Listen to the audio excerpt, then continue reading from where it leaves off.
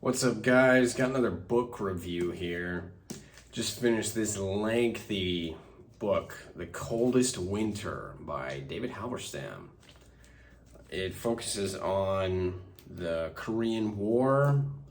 It took me a long time to read this one, about 18 months, 15 months or so. It's a long book, but it was great. Actually, funny story, I listened to this one on Audible years ago, thought it was good. I thought it was pretty good. Then I did some digging and realized that the Audible version is abridged. And when they say abridged, you might as well just say castrated, all right? When I realized that what I'd listened to originally was the Spark Notes version, it felt like a betrayal, all right? Because after reading the whole thing, I don't know why anyone would go about cutting away from this work, especially considering that this was Halberstam's last book. Unfortunately, he died in a car accident shortly after finishing this book. This was his last work. And to abridge it and cut it down, it's frankly disrespectful in my opinion. I don't know why they did that. Maybe it was to save space on CDs, but frankly, to go through the lengthy process to find snippets of this book to keep. It wasn't snippets that were taken out. It was snippets they decided to keep. That seems like it would have taken way more time than just reading it. I don't know if there was limited space on CDs or what, but man, they took so much out of this book that's unrecognizable between the audiobook and the book itself. It's crazy. It's crazy how much they took out. But now that I've experienced both, this one, the actual book itself, highly recommend. Way better, way more information. It's some incredible stuff. Overall, I think if there's any critiques I would have, the book wraps up pretty abruptly. I don't know if that was in part due to the author's untimely death, but he goes up until the year 1951. So from 1950, 1951, meticulous detail, tons of information, extremely well researched. Then after General MacArthur gets fired, the book ends pretty abruptly. And there were still 2 years of war to go from then. I don't know if, I guess those last 2 years were a stalemate due to lengthening negotiations to try to institute a ceasefire. So maybe he didn't see much merit in writing about a very repetitive cycle of the Korean War that often gets overlooked. But that's honestly pretty much one of my only critiques. I also feel that, and maybe this had reflected the time of writing and Halberstam's journalistic career during the Cold War, he was pretty negative towards Taiwan and the Kuomintang led by Chiang Kai-shek.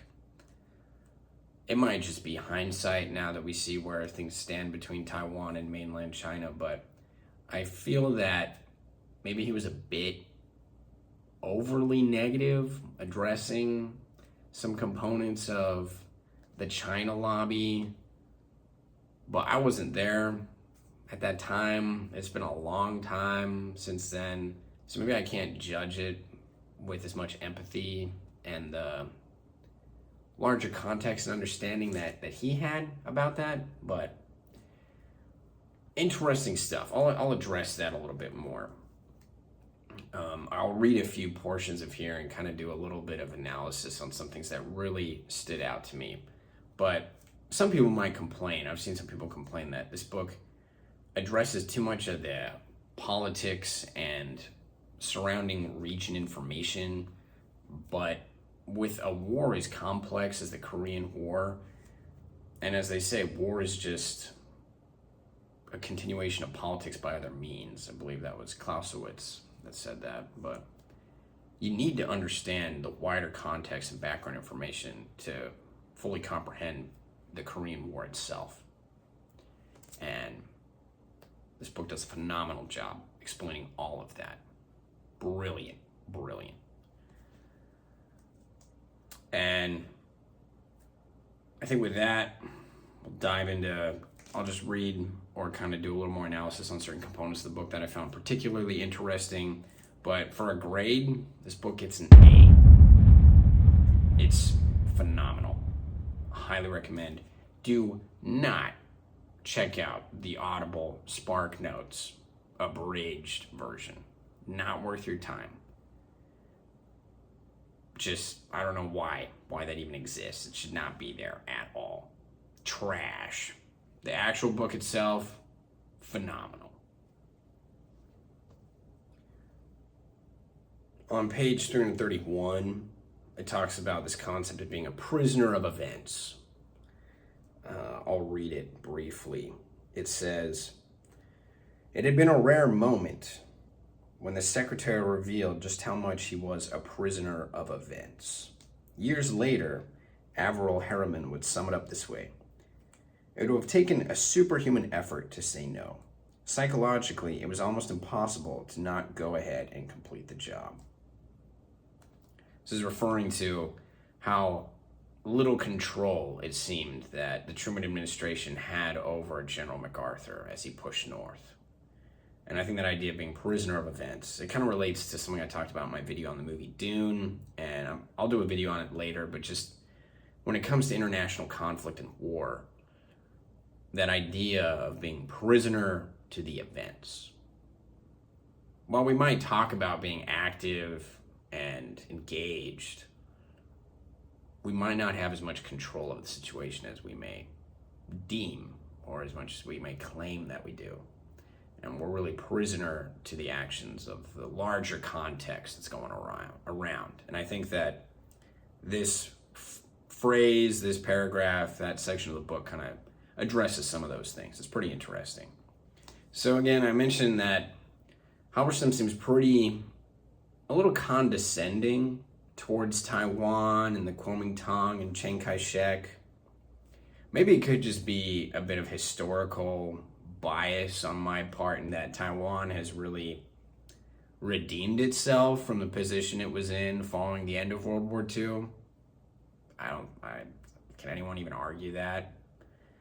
But here he seems to indicate some of his bias, where he says that since the end of the Cold War, a great many secret documents have become public, and they reflect even greater early tensions in the Mao-Stalin relationship than expected, and on the surface at least, seemingly greater opportunities for American foreign policy had the United States not been so locked into Chiang.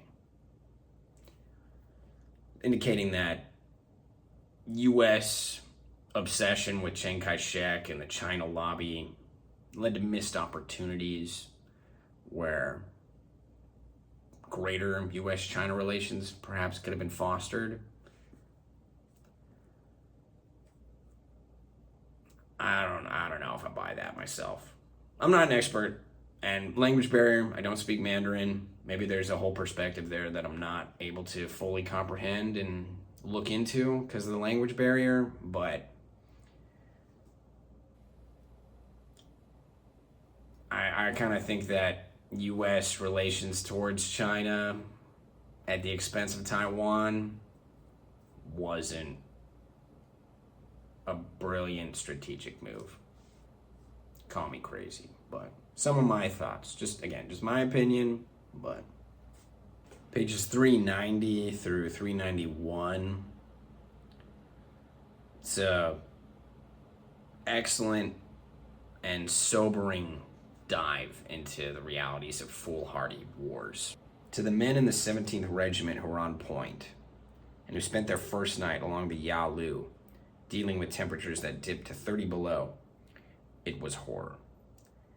In the rush to the Yalu, Lightning Joe Collins, the Army Chief of Staff, later wrote, "MacArthur seemed to march like a Greek hero of old to an unkind and inexorable fate." Or as Matt Ridgway put it, employing the most tragic analogy of any American officer can use, like Custer at the Little Bighorn, MacArthur had neither eyes nor ears for information that might deter him from a swift attainment of his objective. the destruction of the North Korean People's Army, and the pacification of the entire peninsula.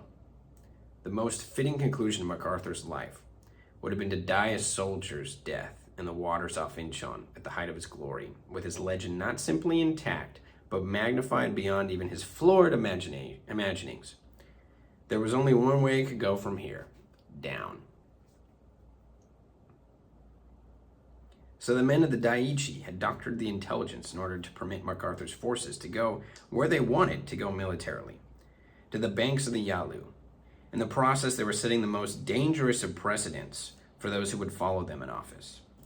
In this first instance, it was the military that had played with the intelligence, or more accurately, one rogue wing of the military deliberately manipulating the intelligence to set it sent to the senior military men and civilians back in Washington. The process was to be repeated twice more in the years to come, both subsequent times with the civilians manipulating the military, with the senior military men reacting poorly in their own defense, and thereby placing the men under the command in unacceptable combat situations. All of this reflected something George Kennan warned about, the degree to which domestic politics had now become a part of national security calculations, and it showed the extent to which the American government had begun to make fateful decisions based on the most limited of truths and the most deeply flawed intelligence in order to do what it wanted to do for political reasons, whether it would work or not. In 1965, the government of Lyndon Johnson manipulated the rationale for sending combat troops to Vietnam, exaggerating the threat posed to America by Hanoi, deliberately diminishing any serious intelligence warnings of what the consequences of American intervention in Vietnam would be, and how readily and effectively the North Vietnamese might counter the American Expeditionary Force, and thereby committing the United States to a hopeless, unwinnable post-colonial war in Vietnam.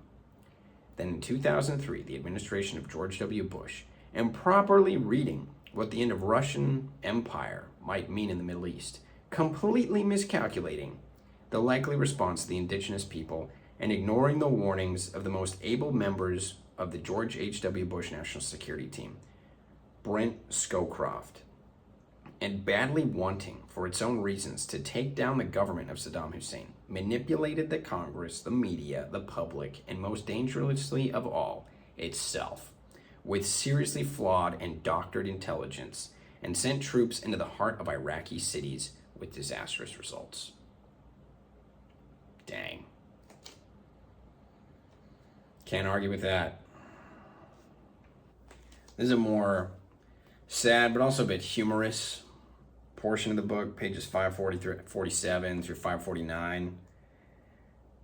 It says that General Almond's role in this war remains, more than half a century later, after he left the battlefield, singularly disturbing. Almond was old school, but it was a dubious old school. In the ultimate democratic institution, where men were supposed to be judged only on their battlefield performance and their willingness to die if need be, he refused to judge them on merit and instead preferred to hang on to his prejudices. To the end, he held on to racism in his early years.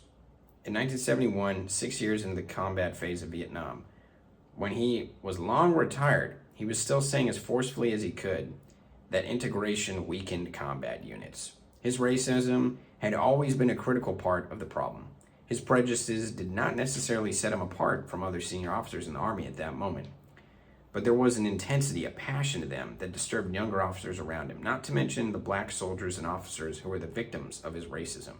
He thought of blacks, some of whose first victories as full American citizens were about to take place in this war, as an inferior species.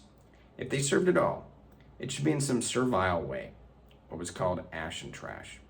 Harry Truman and now Matt Ridgway were trying to desegregate the Army, and Ned Almond, in his own way, was trying to resegregate it, trying as best he could to create separate black units. In mid-1951, during an early battle around Wonju, a black captain named Forrest Walker successfully led a bayonet and hand grenade charge against some well-dug-in North Koreans. His battalion commander, Butch Barbies, greatly admired and then sent a lieutenant colonel, whose word was never doubted by his peers, told Ridgway about Walker's valor a day later, and Ridgway, visibly impressed, ordered the Silver Star for him. Eventually, Almond found out about the medal, stopped it, and had Walker relieved of his company command. When one of his favorite officers from World War II Bill McCaffrey, finally got a regiment in Korea, a command expedited by his connection to Almond, the general was furious with his old friend for integrating it. To him, it was like a betrayal by a member of his family. Crazy. Ridiculous. Oh. What was important about Almond's prejudice, loathsome as it was itself, was that, in addition to being extremely painful for black soldiers serving under him, there were serious professional consequences to it. For there were men who fought under him and studied him, who believed that his racism did not stop there. As J.D. Coleman noted, Almond saw the Chinese in much the same way. One of the reasons he pushed his troops forward so recklessly in the Chosin Reservoir fighting was that he did not take the Chinese seriously as an opponent. Imagine not taking the Chinese seriously after they had kicked us out of North Korea. He believed that even if they showed up on the battlefield, they would flee from American forces because they were a lesser people. That was what was so important about the laundryman phrase. He saw this talented enemy not as they had become on the battlefield. Instead, they were still in his eyes the kind of people who should be back in America doing the laundry of white people. Man, it's retarded. Coleman, who had fought in the 187th Regiment combat team under Almond, believed his lack of interest in the way of the Chinese, in the way they fought, his failure to learn from earlier battles against them, was one more reflection of what he called Almond's incipient racism. In the weeks that followed the battles in the North that had gone so badly, none of his commanders was ever summoned to discuss what had been learned so far about the Chinese. Post-Korea, we did a lot of studies on their tactics, Coleman said years later, but at the time, we did very little. There was no attempt to put together as quickly as we could in those first few weeks what we'd learned from them, their tactics, their strengths, weaknesses, logistical limitations, how they tried to panic you and set up an ambush south of you. There was a lot to learn, and we didn't learn it. It was as if we didn't need to. They were not seen as a foe worthy of studying. And it cost us badly at Hongchong and Hongsong and Wonju. I've always put it off to a kind of innate, unconscious American racism. Almond failed to learn quickly enough from the first defeat, and I think it was because of his prejudices blocked out his intelligence. As late as mid-February, Almond seemed to think all he had to do was hit the Chinese a little harder, Coleman believed. His racism tainted every decision he made in battle. Almond's forces were once again far too dependent on the professional skills of the South Korean forces. In this battle, Almond had done something that other officers found absolutely inexplicable. He had placed some American units under the command of ROK officers, which meant if things unraveled, which they were quite likely to do, the Americans would not have complete control over their own forces. Of the many strange things that Ned Almond did during this war, this was probably the most bizarre. The assumption of other officers was that Almond, who did not respect the ROK performance any more than most Americans, meant this as a confidence builder, as George Stewart noted, to show the ROKs he had more confidence in them than he really did, in hopes that they would fight better. As for the South Koreans, they were in no way happy with the plan, and thought in their own way that it was racist. General Paek Sun-yeop, the best of the ROK commanders in his memoirs of the war, suggested that Almond was planning to use the Koreans as cannon fodder, meant to absorb the heaviest punishment in the initial Chinese attack. The Chinese and North Koreans pulled back, letting the American and South Korean forces push ever deeper into alien territory. As J.D. Coleman noted, the movement of the ROK and the American units could not have been more favorable for the Chinese if General Peng had personally been in the X-Corps command post and drawn them up himself. By February 10th, the UN ROK position was, in Coleman's words, like an indefensible balloon inflated into enemy territory.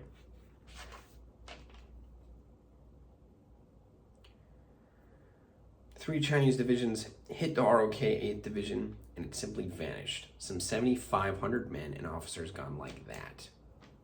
Although 3,000 men would eventually show back up at UN command posts. It was a very odd, just anachronistic anecdote on flawed strategy. Oh, if we put these folks in command, maybe they'll do better, even though we haven't given them preparation. Some folks might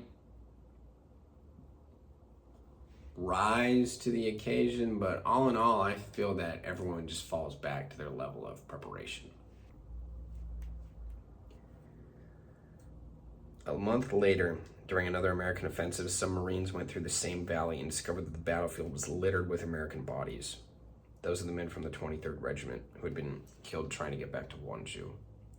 Salvage and recovery troops were sent in and recovered more than 250 American and a large number of Dutch bodies, including that of their battalion commander. Most of the men had multiple bullet wounds, a sign they had fought to the last and eventually been overrun. After the war was over and more careful counting was done, the regiment's death toll from the 3-day battle was placed at 468. Of that total, 255 died on the battlefield and another 213 in captivity. Keith's 15th Field Artillery Battalion lost 83 men that night, and another 128 later died in prison camps. Massacre Valley, the Marines called the area. One Marine posted a sign that reflected, among other things, the bitterness over the nomenclature chosen for the war. Massacre Valley scene of Harry Truman's police action. Nice going, Harry. Another part that caught my attention was in pages 612 through 613, talking about the Senate hearings, where they were essentially interrogating General MacArthur, trying to figure out how on earth he dropped the ball so badly north of the 38th parallel. And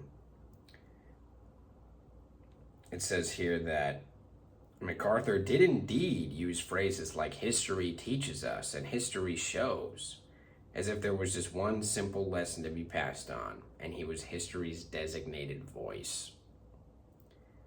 For the first time, though, great hero or not, he had to bow to democratic procedures, facing tough questions from men every bit as partisan and egocentric as he. I must say that definitely sounds familiar. A lot of framing, context, narratives, always focus on, hey, history says this, as if there's only one simple lesson to be learned from it, and one thing only. Happens a lot. Page 616 addresses more of the conversation in the wider political context. Found that pretty interesting. So it says that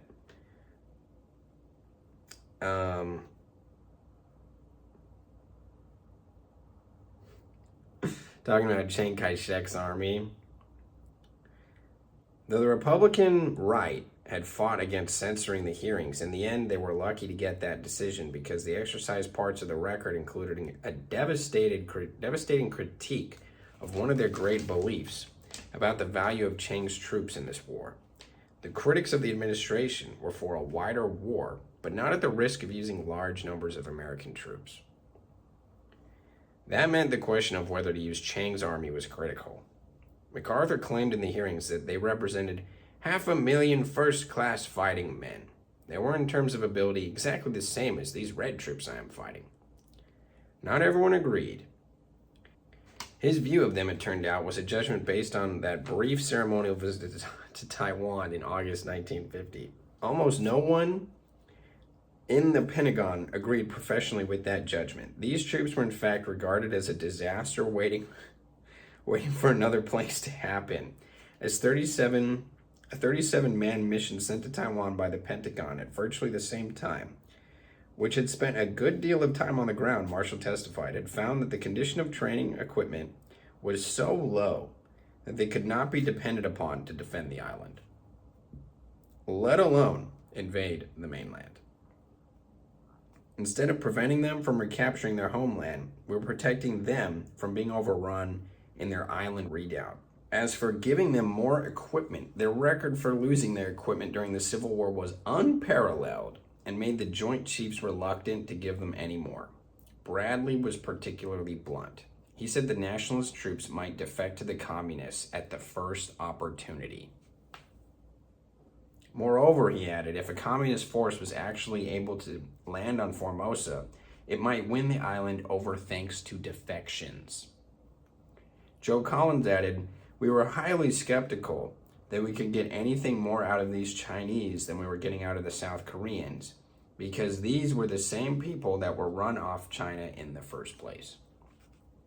The testimony about the Chinese nationalist troops reflected what most military men felt in private.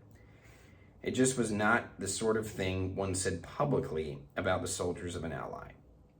But because it was censored, the myth of Chiang's troops, that extraordinary army of more than 500,000 men, America getting something for nothing, was allowed to continue.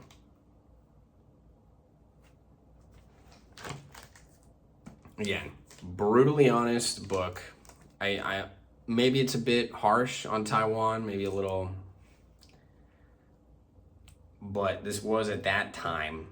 Things have changed a lot since then. So, all around, phenomenal book. Highly recommend checking this one out. And given that the author died, this was his last work, we owe it to him. I'm going to read another book on the Korean War from General Ridgway himself.